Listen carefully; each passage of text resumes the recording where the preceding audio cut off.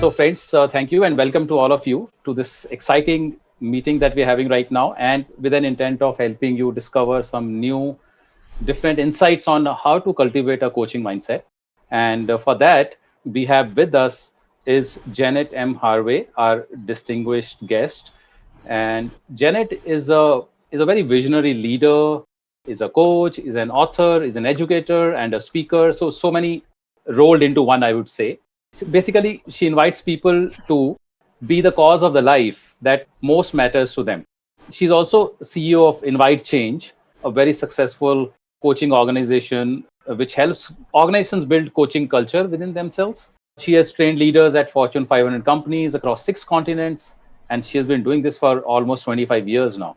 So, as a result of her cause driven work, she believes corporate leaders and coaches are the ideal group to drive change due to the diversity of perspectives and tested approaches to problem solving.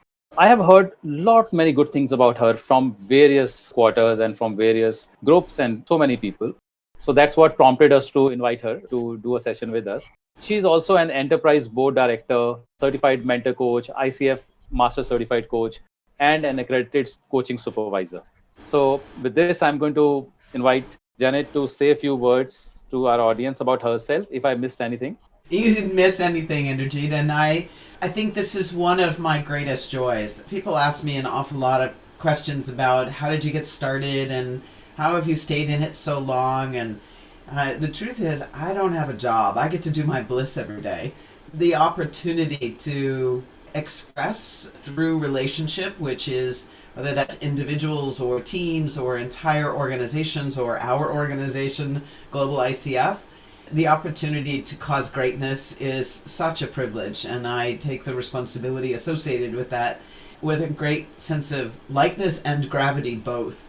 And being able to spend time in the community and helping all of us find our own voices to be expressing into the world the amplifying power of coaching is one of my favorite things to do. So thank you for inviting me, and I'm delighted to spend a bit of time with you here this evening. Thank you so much. You mentioned about ICF.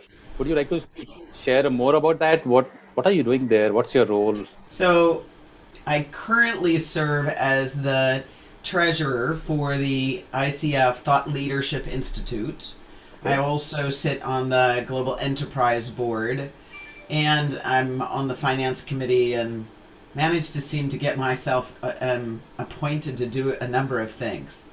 So that's kind of the surface level of it. What's important to me is that we are always strengthening our community. You know, life is not static. We can achieve and accomplish many things together, and the environment changes so quickly.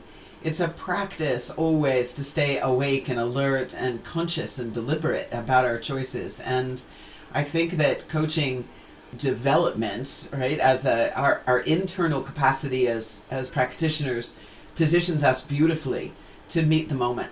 I've done a bit of study in the last 2 years with Margaret Wheatley, which some of you might be familiar with.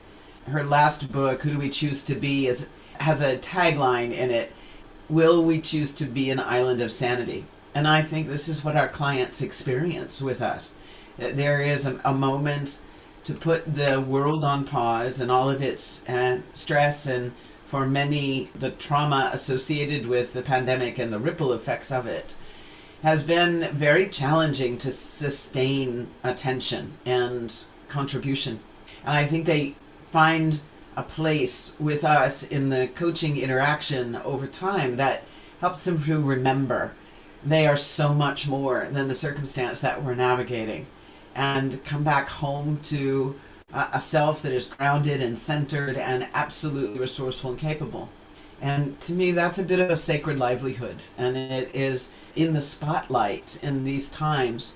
And I think we're part of the formula for what's to unfold in the next decade or two, with technology continuing to create a zero geography world. And I've often said coaching is the only borderless profession I know.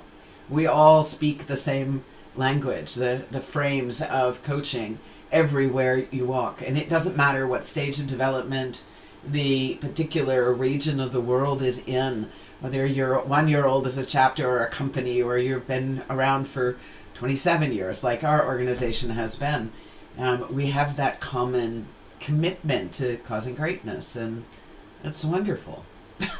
Yeah, I'll stop there. I want you to guide me here about what's going to be useful for your audience. Right. No, this is great. Whatever you're sharing is great. In fact, I must say that this is great insight that coaching has same language all over the world.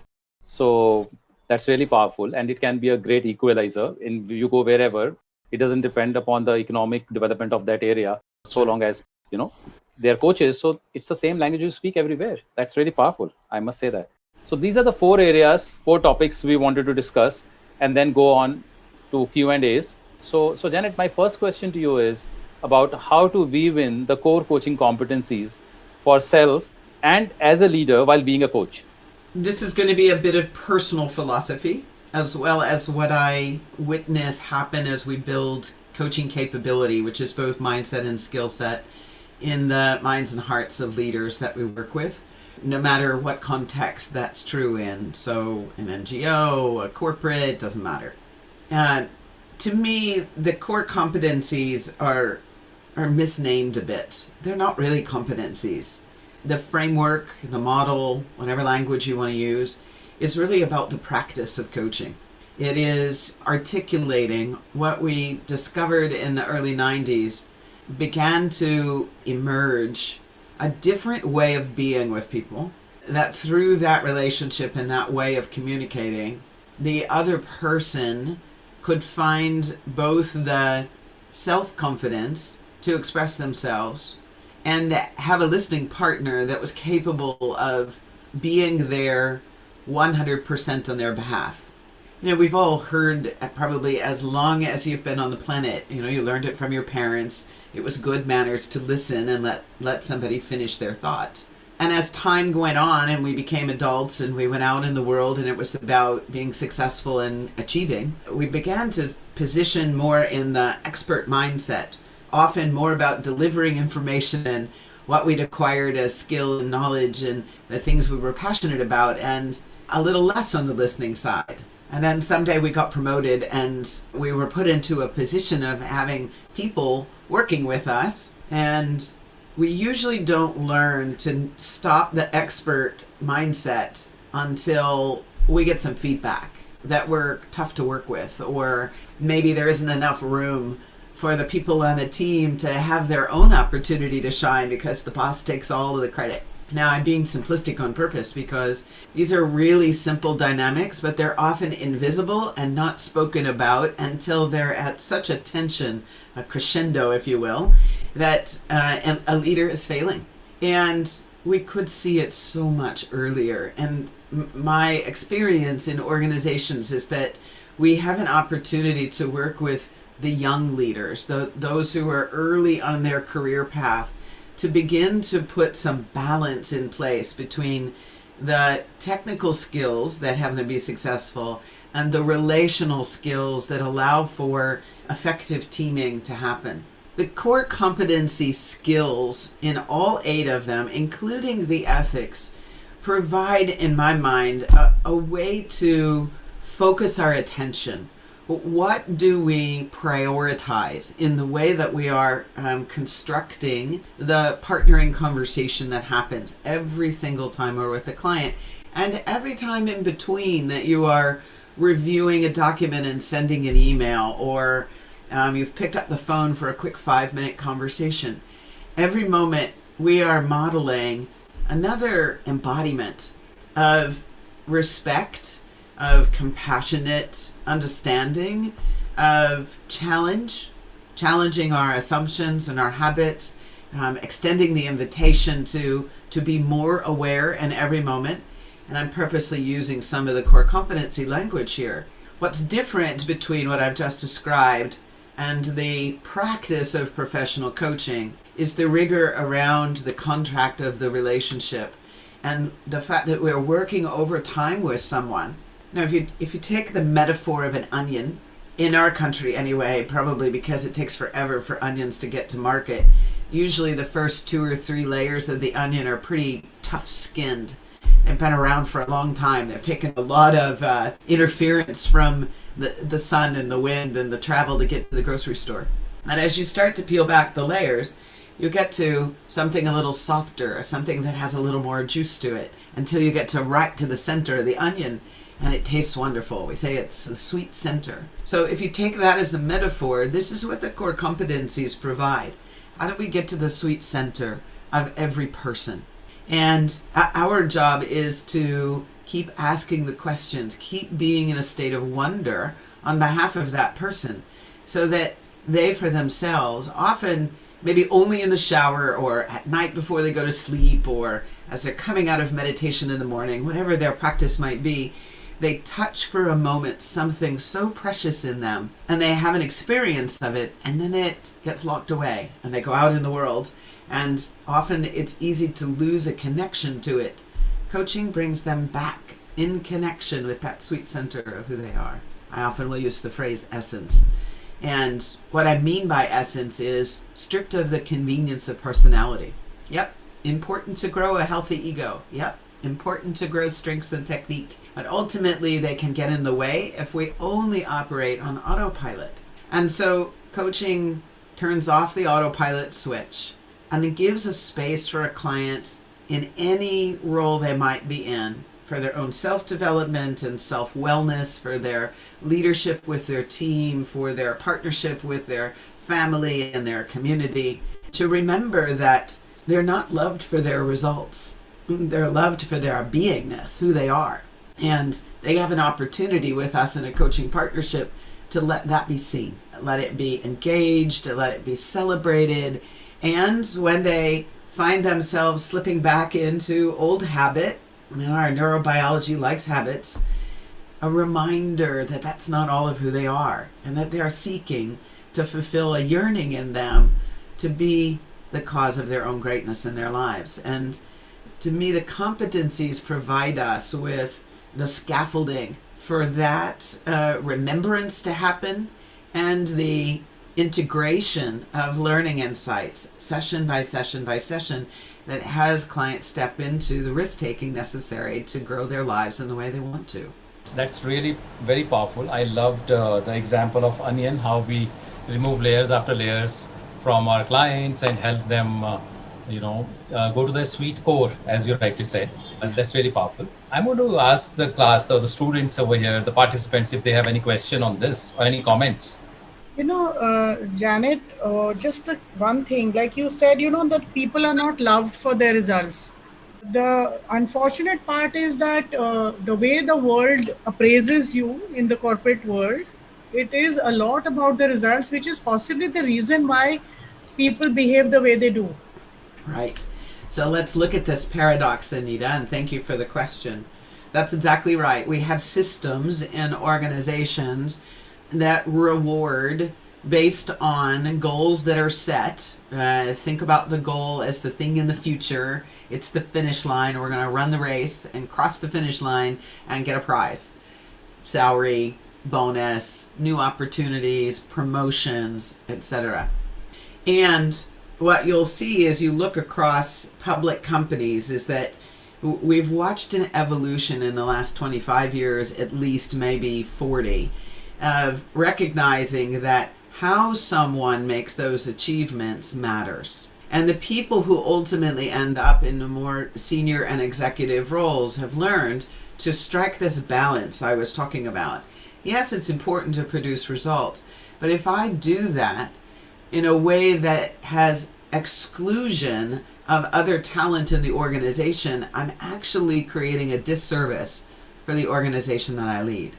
And we don't speak about this. More often than not, we don't find out as a leader that we're not being in balance between our ability to produce results and how we create the experience for our employees and our customers. We don't learn about it until we're failing. And I think that one of the opportunities with coaching capability and coaching mindset is to begin that journey much earlier, to help people begin to see that you will be more loved, you will be more revered, you will find more satisfaction and more success in your work as you're producing results if you're doing it in a more relatable way. So think of this not as an either or, but a synthesis, that we've over-revered expertise and technical acumen and ability to produce results, and under-revered being attentive to influence, moving from competition to collaboration, moving from resistance to everyone having the confidence to take the risk necessary to meet the dynamic environment that is business today. So it's yes, we want you to produce results, and we're going to pay attention to how you do that to ensure that we're creating the environment, the workplace climate that is healthy and enlivening and inclusive and equitable. And, you know, for years, CEOs have been asked the question, what percentage of your workforce do you think, your workforce potential, do you think shows up at work every day? So maybe just jot a number down on a piece of paper for yourself. How would you answer that question? What percentage of workforce potential shows up every day? The numbers I find quite appalling. And it usually hovers somewhere in the 30 to 35%. So if I'm an executive leader and I really think about that, and I think about my payroll, and I'm only getting 35% potential, that worries me. Now let's look at another number. Gallup's data from 2019, I haven't seen 2020 data yet, said that 35% of the workforce is actively engaged. Well, that means 65% is not. And that means these are people who are coming to work and they might be doing the job as defined, but no discretionary effort. And as high as 19% of that workforce is actively disengaged, which means they have horrible attitude, you have high absence, you have high injury rates, and they're actively looking for another job. So what's important to notice here is, what's the common denominator in both of those pieces of data? It's the leader. The leader sets the tone. We all pay attention to how leaders behave. What do they speak about? That essentially telegraphs to us what's most important. So that's what we learn as the way to be inside the organization. Simple definition of culture, the way things get done around here. Well, how do we learn that when we come into an organization? We might get a new employee orientation, but goodness, it happens as we walk around, as we engage in our work, as we speak to our colleagues, as we're on a project team. We see the invisible way in which work gets done. What we're talking about with coaching is helping leaders make the invisible visible, with great purpose, with great deliberateness. What is the way we want people to be with each other? What is our form of respect and acknowledgement and appropriate risk-taking for people, and championing them to step into bigger shoes and to be available to express their voice and their point of view without manipulating and managing the message. These are all possibilities through a coaching conversation. Now, none of that can happen until the individual self receiving coaching recognizes that they might be operating based on an outside-in expectation model that somebody else set for me, or that invisible set of rules. When they begin to realize there's more of me to bring here, how do I gain the self-confidence and the self-esteem and the self-regard and the self-knowledge to bring all of who I am? And that's not I got the insight in my coaching session and I can do it tomorrow. It takes time to unwind all the habits we built to be able to see, oh, I'm loved for my results. Well, maybe not as loved as I could be. That might be the way I needed to speak about it. And as the camera lens of their ability to perceive their experience in the workplace broadens, opens up to a wide angle, they realize, oh my gosh, I'm with some amazing people. How do I now work with and through?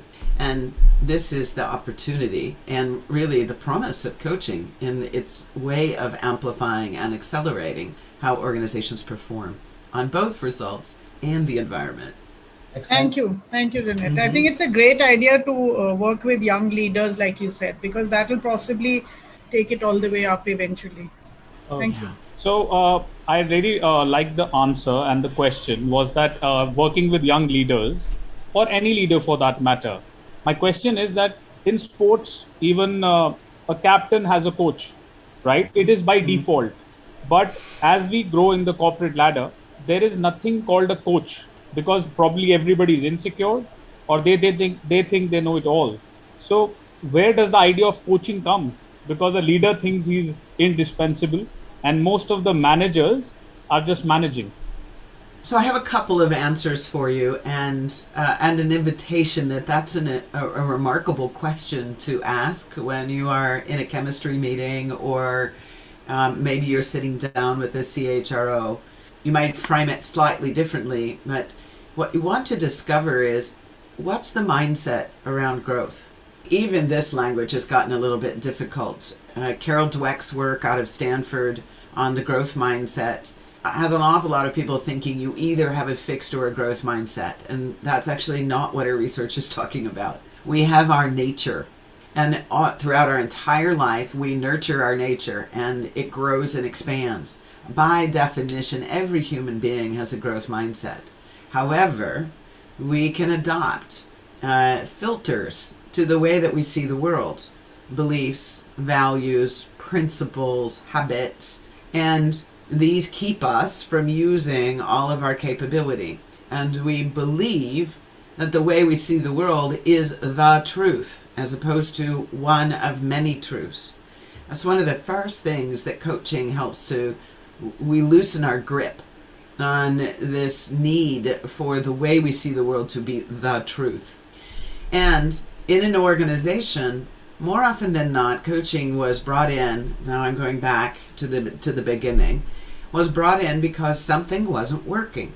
They weren't hitting their numbers. The organization was hemorrhaging cash. They were unable to keep their workforce. Their turnover rates were really high. Their customer retention numbers were down, whatever the KPI might be. So there's a overarching enterprise level pain point. And why do we have pain points? Well, because people in some configuration are not actually coming together and producing the kinds of results that we think create success. Now, that's a fine and dandy thing for a CEO to say, or anybody in the C-suite to say. It's like, we just need to get them to work harder. Question is, when did it stop working? At what point did you start to notice the trend that the numbers were moving in a different direction than you would define as successful? And what changed in the system that had that stimulate?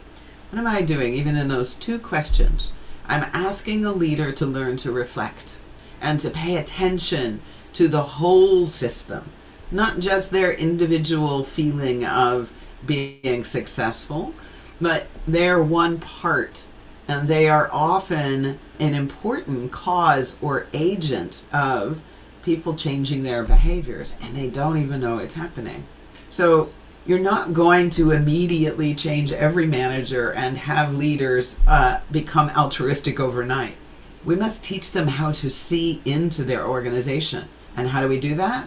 By asking them the questions that have them pay attention, to relax into the memory of the experiences they're having day to day. Notice how they impact and influence others around them. How many times do you go into a meeting, leader, and you open the meeting and there's dead silence? What meaning do you make of that? And, leaders will say to me, they're all just scared of me. And I'm a pretty cheeky person. You probably figured this out. I often will look back at them and say, and how satisfying is that for you? And we have a long period of silence. And the leader says, well, that's why I've hired a coach, because I get that that's not actually going to work going forward. All right, we have a moment of vulnerability. That's not going to be the source of the change. That's just a moment of vulnerability, which means we might be opening the door to some growth mindset. And that's ours to nurture over time. So those are the first steps. To take some time to help them to learn to see and to hear into the organization what's actually the internal motivation for the results that are being produced. So until they can see that, they can't make a different choice. So the thought is that I really like the way you answered it. My thought is that only to this is that when you're talking about people finding a solution, they only come to that when they have a problem. Like, unlike sports, wherein a performing team also has a coach, right? To keep performing. it's not necessary that you should go down and then find a coach. Wherein this, realization we need to create. I don't know how to go about it, because in most of the companies, if they're doing well, we do not, look outside, right? Like we go to a temple when we are in trouble. Before that, very few people go to the temple, right? Just So I would like to interrupt here and share that while this is a challenge, but it was a much bigger challenge 10 years back when people hardly knew much about coaching. So I think with every passing day, the awareness of coaching is spreading, success stories are spreading, people are becoming more and more aware. Everywhere coaching is being presented as a developmental tool rather than a remedial tool. So successful organizations, they understand that for them to be more successful, they need a coach. So I think that awareness is increasing by the day and has been increasing. That's right. Yeah. I think that's right. And they are wonderful people and examples to showcase. You all might know about the PRISM Award. That's a wonderful thing to be weaving into your business development process. But I want to pick up a piece here that I think this is another one of those paradoxes. What is performance? For the longest time, capitalism defined performance based on net profit and growing revenue and growing market share. And now you might remember the Business Roundtable. I think it's 2 years ago now, so this is pre-pandemic. Jamie Dimon came out and said, gee, there's something more important than shareholder value. And so, there was a kind of a crack in the armor. Now, we in our profession of human development have known this for a very long time, but there is a mindset shift happening. And then once that door gets open, there's an opportunity to say, when you think, leader, about where you started, you were bright-eyed, you were passionate about the industry you walked into, you studied hard, you practiced, you got feedback, you did something, you produced a result, you recognized that was useful, you learned some more, you practiced, you got feedback, and you got more and more and more successful. What makes you think that rhythm, that natural rhythm, is all of a sudden done with you? So it's totally up to us to shift the conversation. That you might be coming to me for a problem, but that's going to solve very quickly. What we're really here to do is to figure out, how do you remember everything that you want in your life is already resident inside of you. You're just not choosing to see it, access it, apply it, and be in a continuous learning space with yourself. That's the possibility of coaching.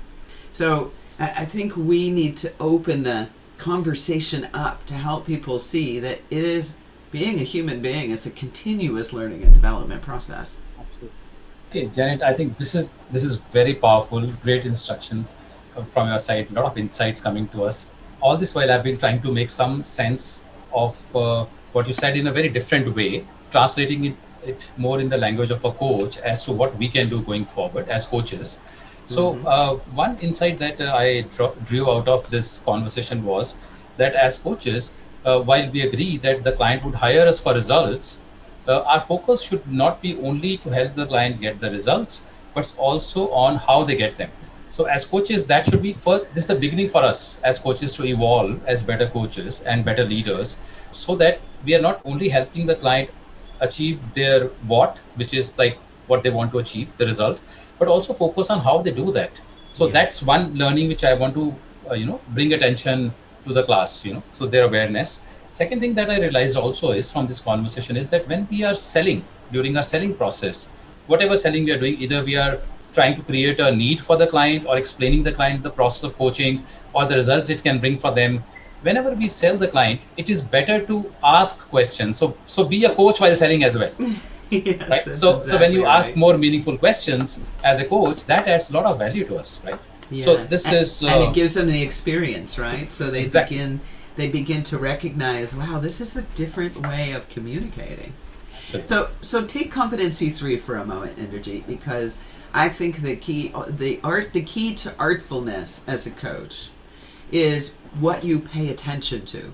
So to your point, if you're paying attention to who is this person being in their role right now, and as I examine the behaviors I'm observing, as I examine the values that are expressed through the way they embody their presence in the world, if I'm listening to the vocabulary and beginning to see how narrow or wide they are able to describe and express what they're experiencing, this gives me a great deal of information to the skill and competency 3, which is partners with the client to define what must be addressed or revealed in order for the client to make progress to what they want to accomplish. This is true in a session, and this is true in the relationship in total.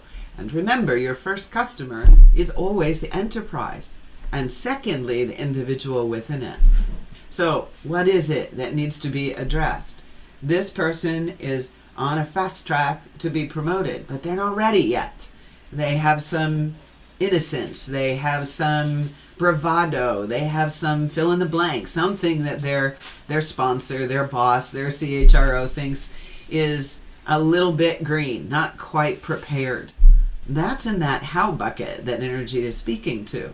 Our greatest contribution is in helping them to see who they are being and the influence and impact that it is having. As this gets addressed and revealed, the client begins to realize, oh, this isn't about necessarily a new thing to do. This is about doing what I'm doing a little differently so that I am, now fill in the blank. This is on your coaching plan. This is so that I am more inclusive, so that I am more fun, so that I am more connected with my team, so that I'm attentive to morale and attitude and mindset. Whatever it might be, it's behavioral more often than it is skill. Skill is an easy thing to go to a class to, but you got to apply it, and that's in the how. And the impact is also far reaching because it is going to impact many other areas other than the results that we are getting to work for. Yes. I often, when I'm selling coaching, I talk about organizational capability.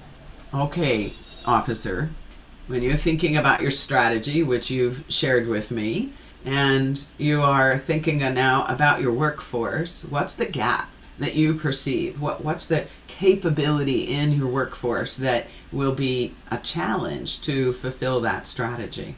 So that's a coaching question. What needs to be addressed or revealed in order to make progress to the goal? And they get that strategically. Then we keep in that conversation and keep working our way down to, and who are the influential leaders in the organization that must bridge this gap first? Because they will be the role models for the others. And where is the leverage in the organization? And what would you see as the indicators that you're making progress down that pathway? And what's it costing you to leave that gap there? That's a coaching conversation. Absolutely. What's the current environment? What do you want to go for in the future? What's the gap there? And what is the way you measure it? All of those must be spoken to, and that is competency 3. Okay, great. So Janet, do you have any suggestion on how to change the mindset on what coaching really is? So in Charu's organization, she says in our organization, it is mandatory for every employee to have a coach, but it is also imbibed in the system. That means DNA of the people, she's writing, that a coach is a person who works on your capabilities and prepare the coachee for promotion. So there's about 4 different questions in that one question, so thank you for it. Let's see how we unpack this best. The good news is the organization has instinctively, so at a gut level or maybe at a heart level, figured out that there is something right about coaching. And notice what they've done. They've turned it into a foot race, back to the sports analogy, that someone must learn how to run and how to pass the baton in the relay in order to win the race. So we're going to focus on that skill development so that that person gets promoted. So promotion is defined as the measure. Only what about the will to run? What about the interest to even participate? How have they selected people to run the race? There's a bunch left out in that system being defined. Now, it could be in this organization that you do have a really smart person who's working the coaching program, somebody in HR who's figured this out, some leader in the organization. So Now, I'm going to make the assumption that that does exist, and then the question is, how are they communicating it? Coaching systems inside of an organization require change leadership, continuous change leadership, telling the story in reverse of what we just talked about. So if my selling experience is, what's the current environment? What are you inspired to produce? What's the gap? And what are the indicators by which you know it? I'm going to work backwards. What are the indicators that are telling you that you value coaching as the solution? What actions did you take before that was true? What's the basis you're making for this investment? What do you think motivates people to engage with a coach? And what are you looking at as the data that tells you that that is so? More often than not, somewhere along that conversation, you're going to discover they're not getting any data at all, and that they have no idea how much emotional insecurity there is about working with the coach. Now, mind you, a skilled coach can help any particular person realize, I'm not doing this for the organization, I'm doing this for me. And if I'm a better person, I'm going to help the organization too. And I realize that what a gift this is. As a coach, we can help an individual recognize that they're worthy of investing in themselves. And then the next step is for them to start to be the spokesperson, to be the voice of the real power of coaching is in who I'm being and how I show up with my colleagues and with my customers. And they evangelize inside the organization. But the faster way to do it is to have that same conversation with the people who are running the coaching program and who run HR and actually are the funders.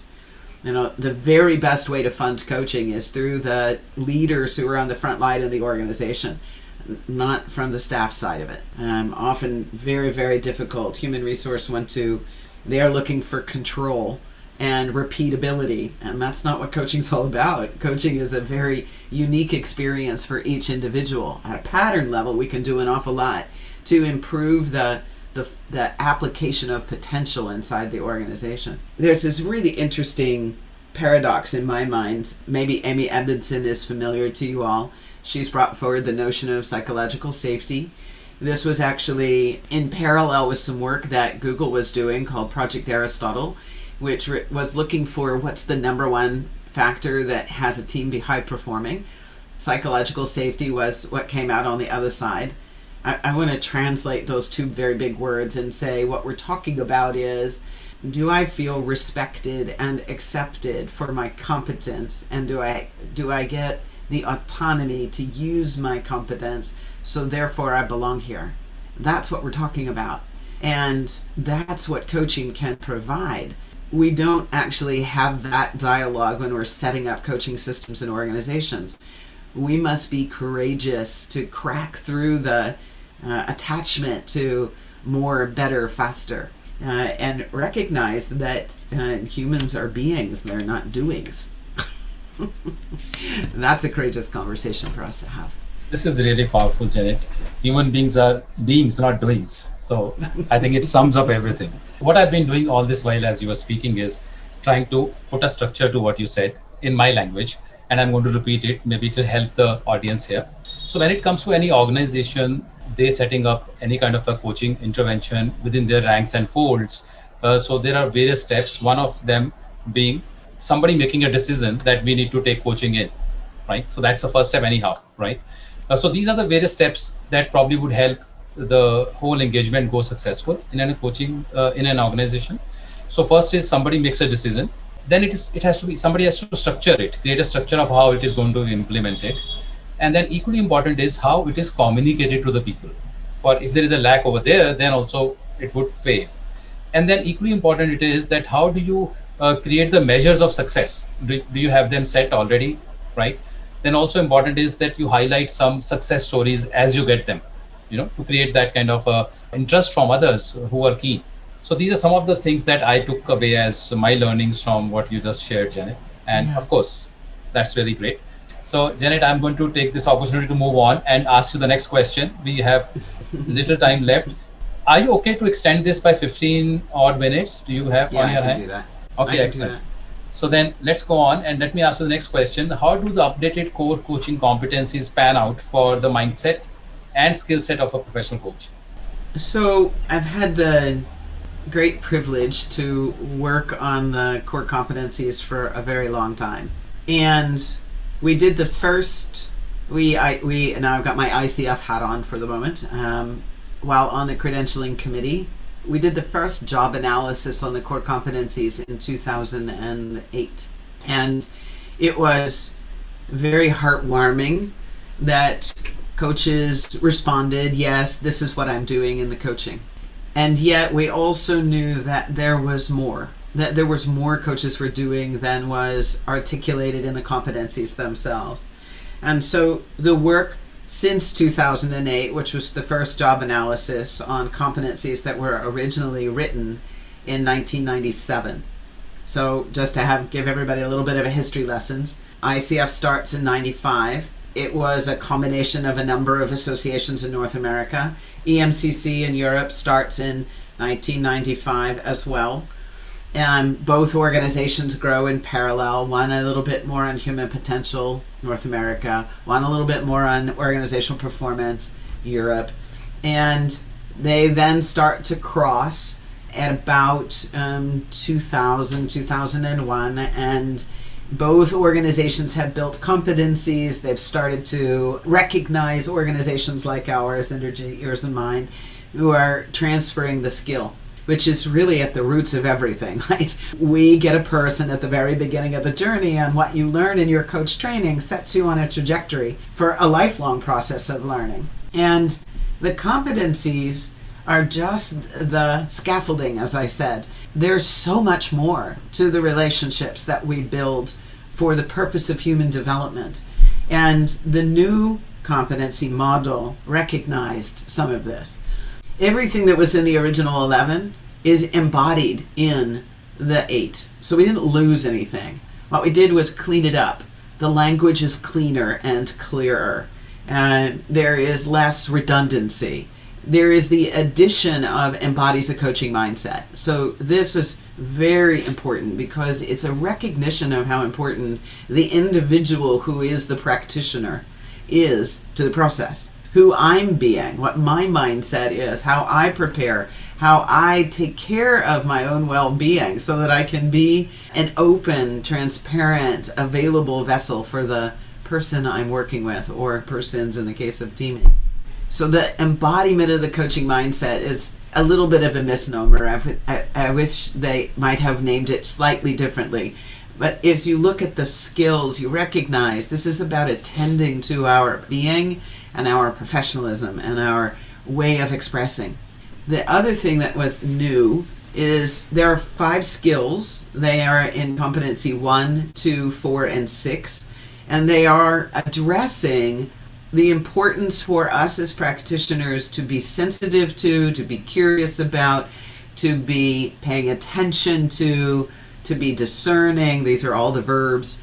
Identity, environment, experience, values, beliefs. You have an overt obligation as a practitioner to be curious about these things. And early on we said, we only respond to what the client tells us they want. Well, here's the paradox in that. If the client's never had a coach, or they've had a coach that wasn't a coach, they don't actually know what they want. So why would we rely on only their point of view to tell us what our partnership is going to be about for 6 months? That's crazy.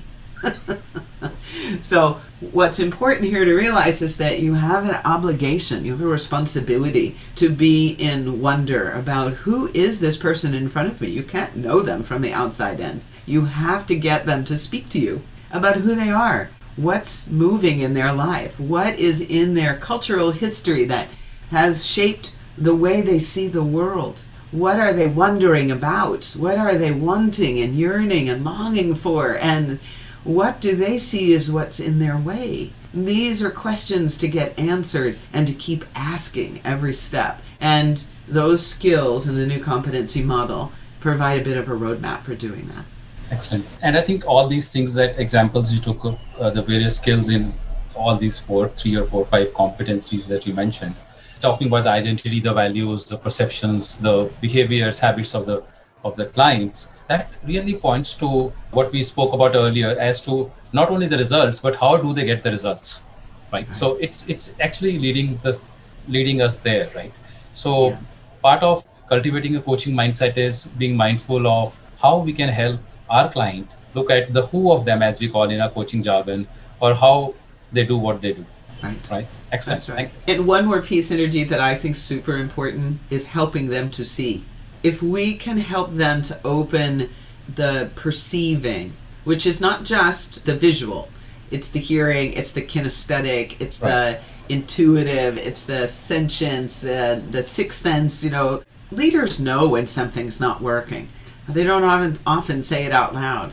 If we've created enough trust and safety, they can say it out loud to us, and we can help them have questions that they can go and ask and be able to look into their organization, to listen into the organization and realize what are the cause and agent effects that are happening. Which ones are mine? I'm causing it because I'm modeling a behavior that others are mimicking. And where might there be some people in the organization who don't have awareness that I could support to become more aware and remove the influences that are in the way of performance. So we have an opportunity to help them calibrate and refine the way they see and experience their work.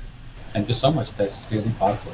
So moving on, for the want of time, my next aspect, insights about the future of coaching, including latest trends. This is a whole session. Oh my goodness. So let me ask you a coaching question, Janet. How can you give us in 5 minutes the gist of the whole session? So I probably carry an unusual point of view about this. I'm going to give you 3 things that I think are going on. Back to the very beginning of our time together this morning. The basics of helping someone solve a problem and to be more consistent in their contribution in the world, whatever that is. It could be a teacher, it could be a nonprofit, it could be a corporate, whatever. That's actually getting adopted at an exponentially fast rate. And the capacity to self-coach, I believe, is going to grow rapidly in the next decade. The good news about that is that there will be a lot of awareness about the value of being in a growth mindset and of being a continuous learner. I think that's getting inculcated in most places in the world. And I think that as a result, we're ready for a big leap in innovation. The things we've been talking about today are very sophisticated ideas about the more artful side of the practice of coaching. And I believe that the horizon for artful work is opening. There aren't a lot of ears that can listen to it yet. There are some, it's coming. But I think the more artful work is an important trajectory that's coming. And one of the things that will accelerate that is augmented reality and artificial intelligence, for both reasons. The things that are easily done in a repeatable way, more on the training side, will be embedded into AI and AR facilitated learning. And then the person's going to come out the other side and go, okay, now I get it. Now, can I have somebody to help me stay on track? And that will be, who are you being and how are you seeing, and how is what you're seeing changing what you're choosing, and how do you begin to grow into this new self that you have awareness is possible for you? That's where coaching will go. So I'm not afraid at all about AR and AI. I think it's terrific. Let's pull the noise and distraction out of the system that's in the basics and give people an opportunity to really grow into their unique self. I think another thing that will happen is that we're going to see the application of coaching beyond the walls of the corporates. Yes, it's in government a little bit. Yes, it's in education a little bit, but it's not in society. We don't have a seat at the table at Davos. We don't have a seat at the table at the UN. We don't have a seat at the table at the World Health Organization, and so on. So these are places for us to grow into. I would call it the social sector. We've taken this, pro bono means free. That's ridiculous. Pro bono means for the public good. And coaching applied in that environment has a great contribution to make. And to me, this is another one of our future trajectories. Excellent. That's very great. Thank you so much. Can I ask a question? Okay, Ajay, you have a question? Yes. Do you think that this pandemic has galvanized the coaching world, and will it go much more faster than it was going? As you said, AI and AR. So basically, considering that remote location people are working from now, so will it, speed up the whole procedure as per you, the process of coaching for people? Maybe. I think the jury is out. What I will say, the early indicators are that the pandemic has given people a way to pause their busy lives and be with themselves. Being in lockdown, being at home, without a lot of stimulation, there is nowhere to hide. And I have seen a lot of people say, you know what? I've been working at this job for a decade and I really don't like it very much. I think I'm going to do something else. People who have worked from home who said, wow, I'm really not missing the office at all. I really like this way of having a bit more autonomy in my life. So we're seeing the forced change in environment is causing people to reflect and think more clearly internally about what's actually more satisfying in their lives. Will it sustain? I think the jury is out about whether leaders will transform themselves enough to trust that they can actually work with a distributed workforce.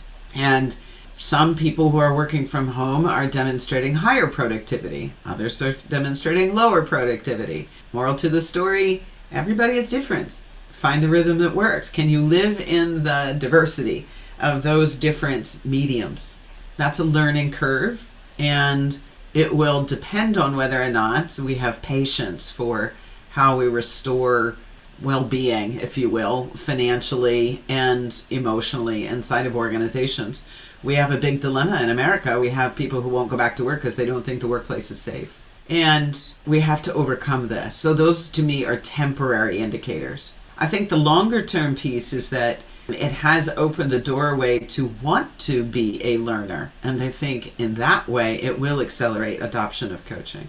We do have a lot of inequities. Coaching is held in a lot of parts of the world as a very elite practice. So how do we address this so that we have more practitioners that look like the clients who want to work with those practitioners?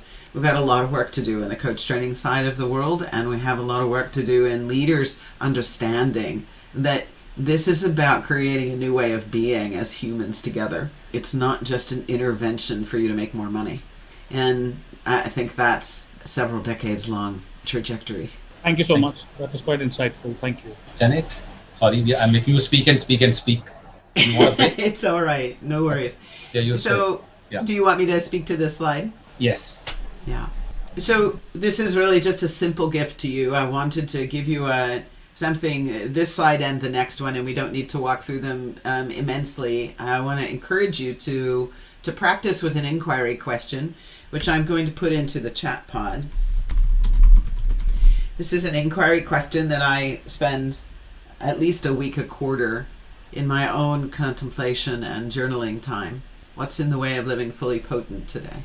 I know I have so much more capacity than I use every day. Is it what is in the way, or is it what is the way?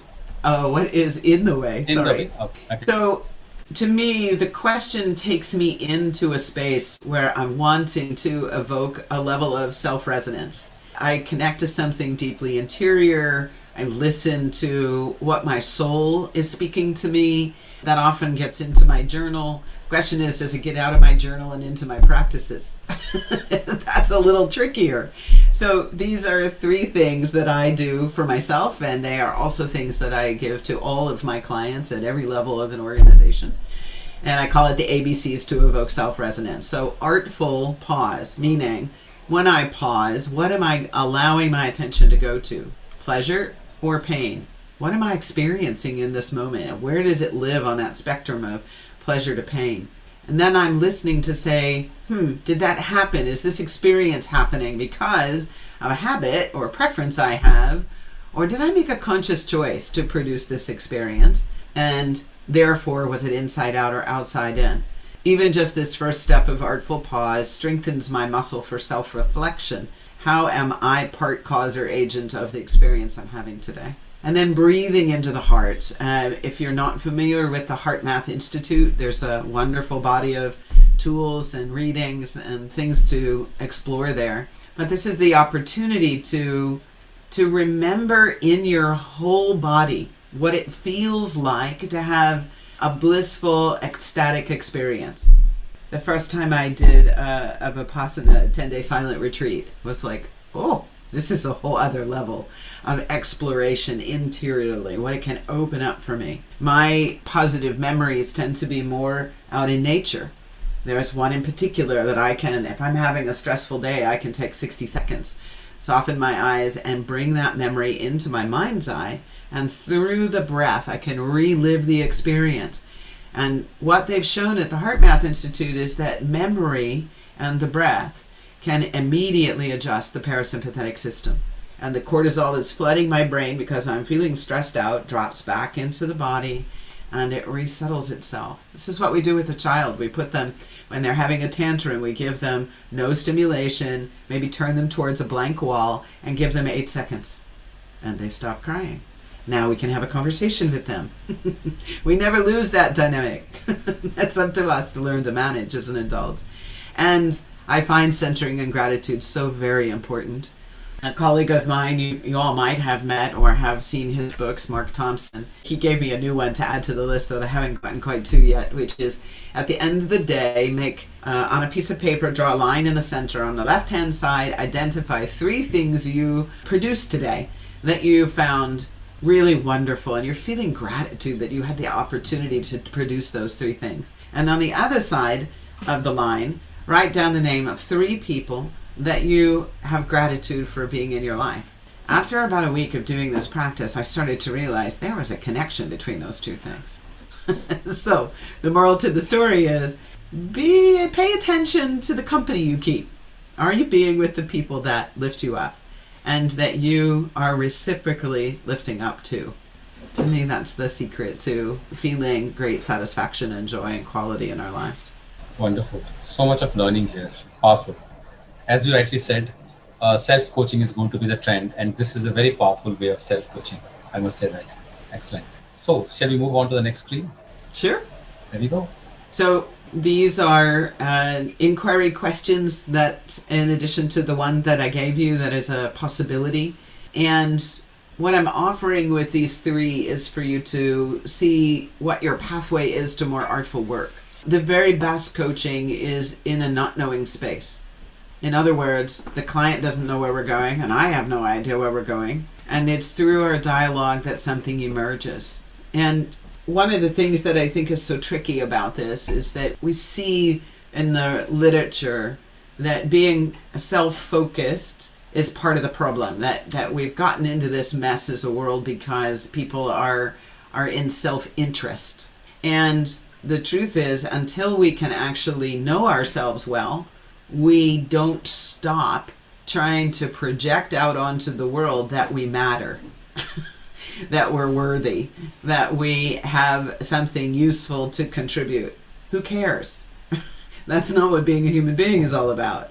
So there's a necessary detachment in order to belong to self, and that comes in the courage to be still and allow something to actually land in us. You'll see over time that your coaching will slow down as you explore this for yourself. And here's the magic. On the other side of slowing down and allowing yourself to fully receive what a client has said, and oh, by the way, they're now processing on themselves, let that silence be and notice your body says, oh, I have such empathy for what this person is going through.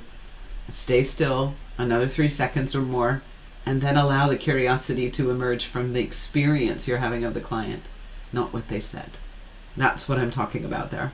Being intentional. In my language, intention is about what's the experience I want to have as if it's already happening.